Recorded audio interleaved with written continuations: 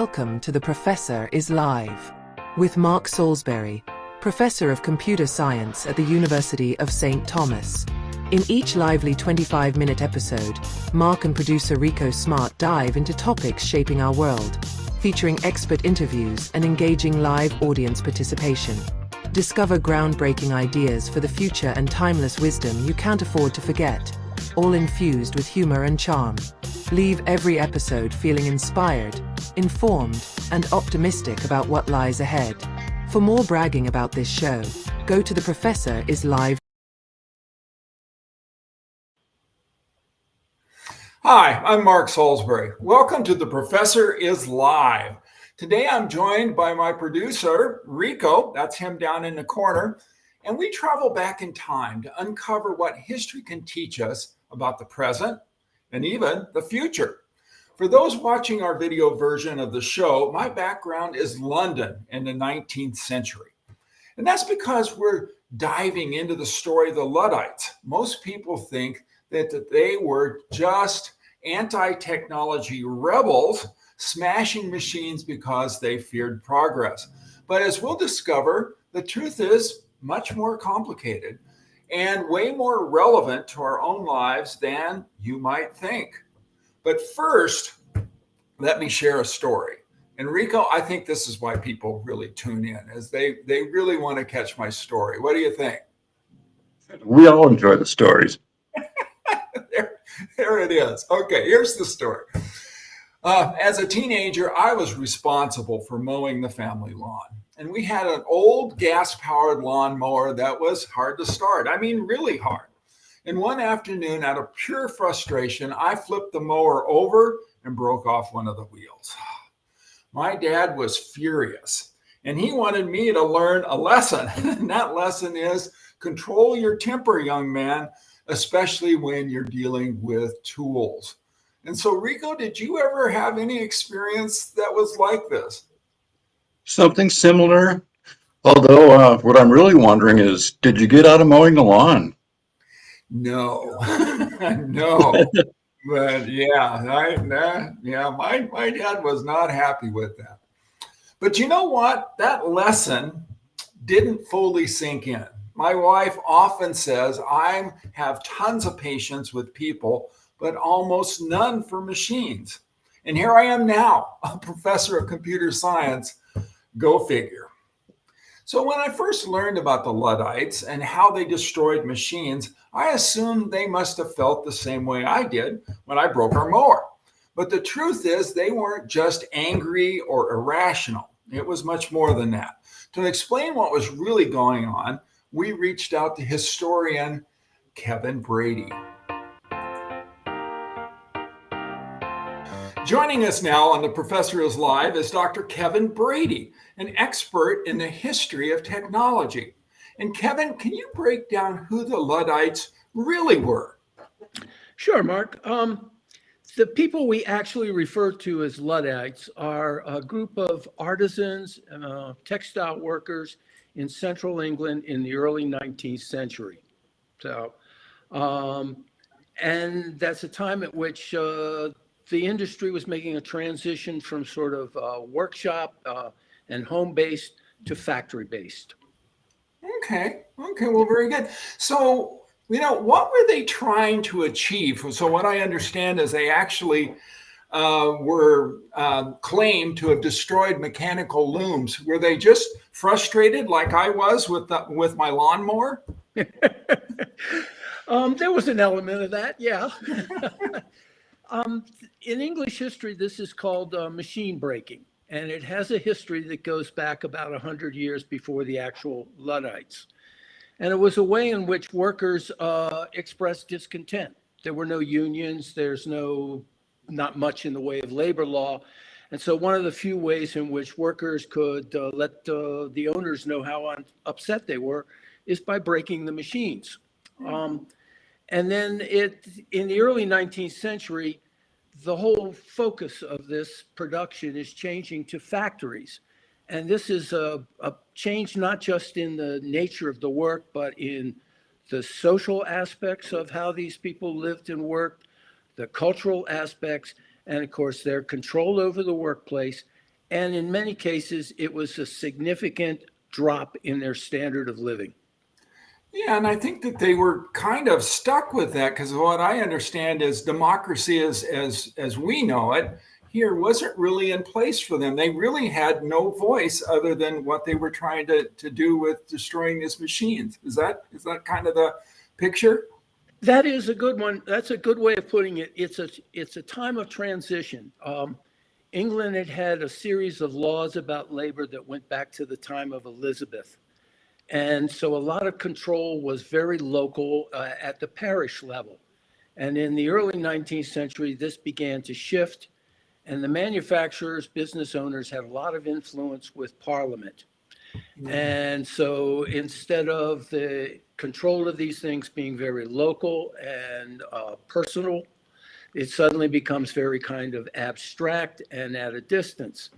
One of the historians who's written about this the most was E.P. Thompson in The Making of the English Working Class. And he traces how this rural population is turned into an urban working class over the course of several centuries. And he talks about their loss of status, the loss of community, and the significant decline in their standard of living. And they had no recourse. They had no vote, no union. So this is their one way of expressing their discontent. And a couple of historians point out that at the time around 1811, 1812, England had more troops patrolling the Midlands, the industrial Midlands, than they had at the Battle of Waterloo. Wow. Wow. That tells you the tip of power, doesn't it? Yeah, it does. It does. You know, a lot of times people, I think, have drawn some analogies between what's going on today and what went on there. Now, obviously, as you described, it is very different. But what lessons can we learn today from their clash with this new technology of their time? Yeah, yeah. I think it's really important to consider the wider effects that technology has on people's behavior and their communities.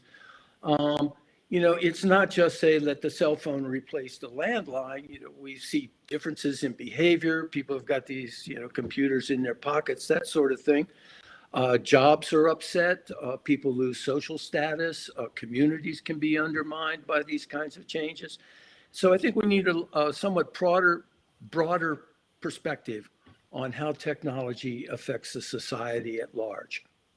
Okay, well, very good. Well, thanks for explaining what really motivated them. And so, if I were to summarize, the Luddites wouldn't have broken their dad's mower just because it wouldn't start. No. Okay. Well, I can see that that's kind of my problem. So anyway, thank you for being with us today. We really appreciate it. Not at all. It was very enjoyable. Thank you.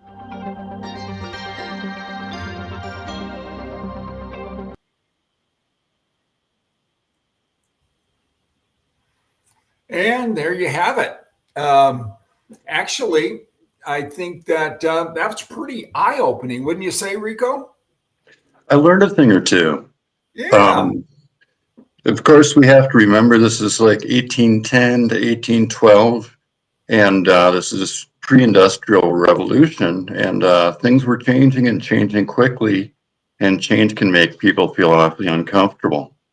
Yeah, that's true, isn't it? Yeah.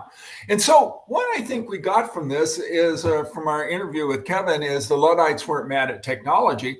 They were mad about losing everything to it, though. And their fight wasn't against progress, but really by being left behind by it. And I think you have a saying around it's about the money or something. How does that go? Is it always the money or follow the money? Something like that. Yeah, exactly. And the Luddites lost the fight. We know that. And the march of progress and economics rolled right over them. And to help us understand why, I talked with economist Dr. Keith Gilsdorf.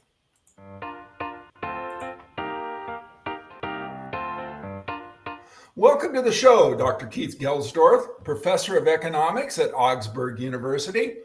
And Keith, how does new technology drive economic growth? Well, when new technologies come about, that usually implies that we've learned how to do something new. or we know how to do something better than we did before.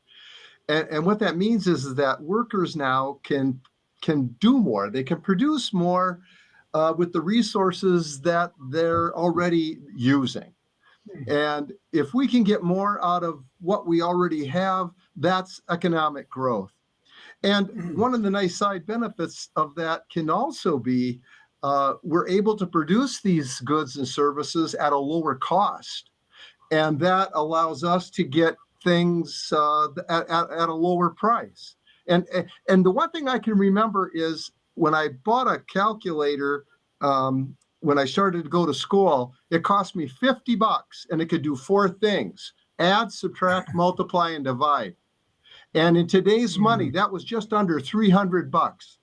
Today, you can go to Walmart and buy a calculator that does a lot more than that for about 20. Yeah, for sure. So, well, one of the things that's interesting about the Luddite story is, how this idea of innovation really breeds more innovation. And they were kind of caught in this cycle. Can you talk a little bit more about that? Well, we would argue that in economics anyway, people make decisions normally most of the time on what's in their best interest. So when a new technology is developed, like the computer, it could be used across all organizations in the economy. And people had incentives to seek ways in which they could use this technology to best serve them. And that gave incentives to come up with new ideas and new applications that could be used with that, like spreadsheets, microprocessing, word processing, statistical packages, building programs and things that specifically benefit that organization's mission and goals. Yeah, very, very good. Yeah, I can see how that creates a kind of a cycle. And from your perspective, what does the Luddite movement teach us about economics and progress? Well, I would say that the tensions that they experienced then are similar to tensions that we experience today. New technologies, they have real positive benefits, but they also can have some negative effects on certain groups. Skills that were once highly valued and important may become obsolete with new technologies. And then what happens to the people with those skills? Their incomes may be hurt drastically. How do they get new skills to do new things? That's a tension today and back then. Wow. Yeah, I think that's exactly true. We always think this is something new today. Well, turning back to my story earlier, because, really, Keith, this story is always about me. And speaking of progress, I'm guessing the reason my dad was so mad at me for breaking our lawnmower is it's really hard to get ahead when your kid is breaking stuff. Oh, that's okay. I did many things that weren't also my dad wasn't always thrilled with either, but we survived, right? Exactly. Very good. Hey, thanks for being on the show today. We really appreciate it. It was my pleasure. Thank you.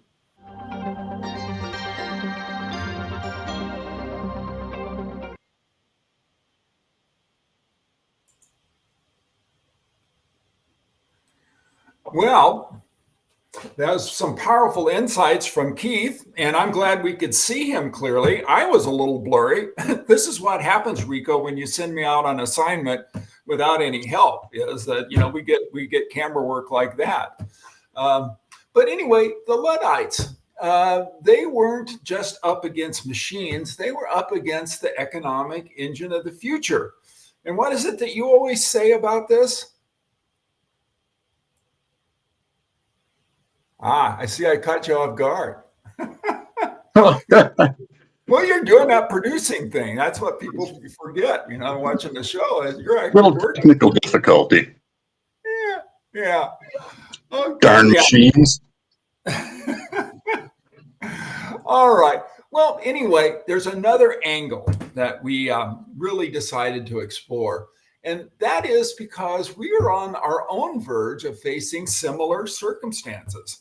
And today, for example, engineers shape the future with the very tools the Luddites feared, ones they thought would take their jobs.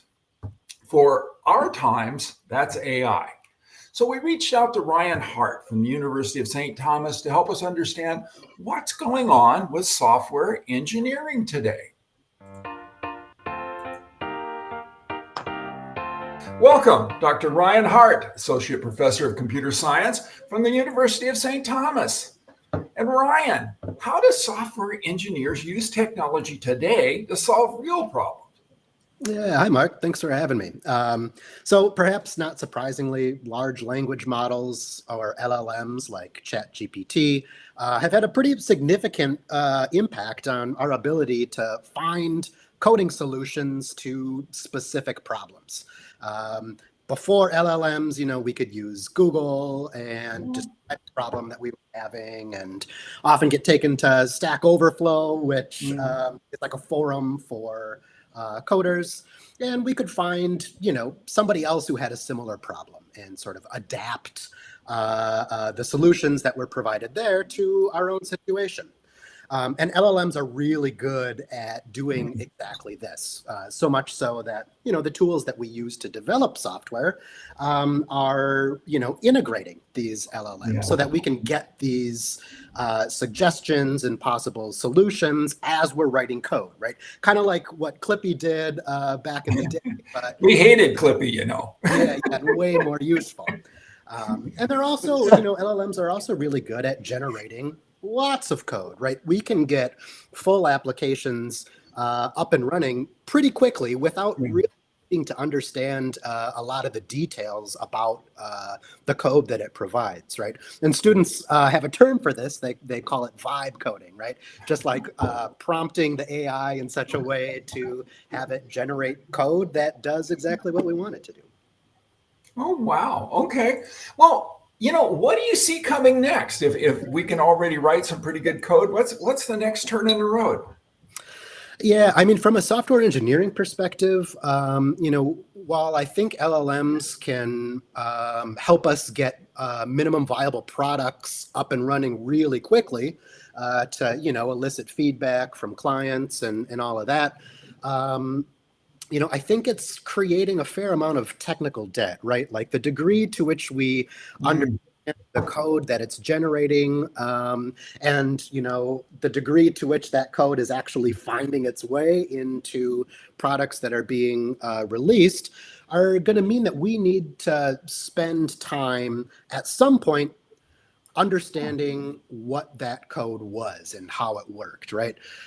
So whether this happens during code reviews, when we're integrating code that LLMs have produced, or, later on if a product is released and then it needs to be changed, and this will happen because software changes for all sorts of reasons, right? Hardware changes, updates to programming languages, external systems, business processes that are supported by software systems, like all those things are going to cause a need for production software to change. And so when it comes time to maintain and update that software, is that going to be the time that we have to, really wrap our heads around the code that LLMs are producing? And are we going to even be able to identify the fact that LLMs produced some of that code? So, while it might save us time up front, we're going to need to spend more time elsewhere, like, wrapping our heads around and validating the code that these tools are providing. Wow. And this story, starts out with the Luddites and how they were basically facing their challenges with new technology. From your viewpoint, what can modern software engineers learn from the Luddite story? Yeah, I mean, the tools that we use to write software, the processes that we use to develop and maintain software are always going to change. Now, LLMs have probably had a pretty significant impact in this area, but it doesn't mean that software engineers are replaceable all of a sudden, right? We're going to be able to do some tasks much more quickly, but we're going to pay for that somewhere, like the time that we spend reviewing the code, dealing with changes after the software is released. And so, I think also these advancements are coming whether we like it or not, right? I mean, they can do some pretty cool things, and we need to pay attention to the pros and cons of using tools like LLMs. We'll be able to anticipate some of the consequences. There'll be others, that we can't. And it's our job to make sure that we're getting the most out of these tools and, appreciate the help that they're providing along the way. So we can't avoid the future, but we can actually embrace it, and could be a good future then from a software engineering perspective. I think so. All right, very good. Well, thanks for being with us today, Ryan. We really appreciate it. Yeah, appreciate it. Thank you.